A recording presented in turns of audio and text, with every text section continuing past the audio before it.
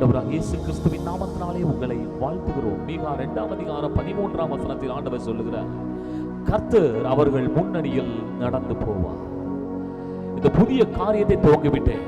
இந்த காரியம் எப்படி முடிய போகிறது, இதற்கு எதிராக அநேக சவால்கள் இருக்கிறதே என்று இந்த காலை நேரத்தில் சத்தத்தை கேட்டுக்கொண்டிருக்கிற சகோதரனே சகோதரியே, ஆண்டவர் சொல்லுகிறார், கர்த்தர் ஆண்டவராகிய கர்த்தர் உங்கள் முன்னணியில நடந்து போகிறார்.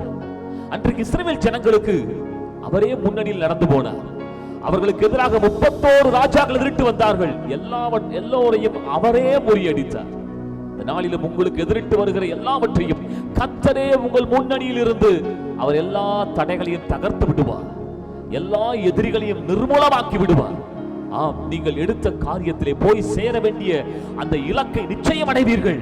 ஏனென்றால் கர்த்தர் உங்க முன்னணியிலே செல்லுகிறார். இந்த வார்த்தையை நம்புங்கள். இந்த வார்த்தையின்படியே கர்த்தர் உங்களையும் உங்கள் பிள்ளைகளையும் ஆசீர்வதிப்பாராக. ஆமென்.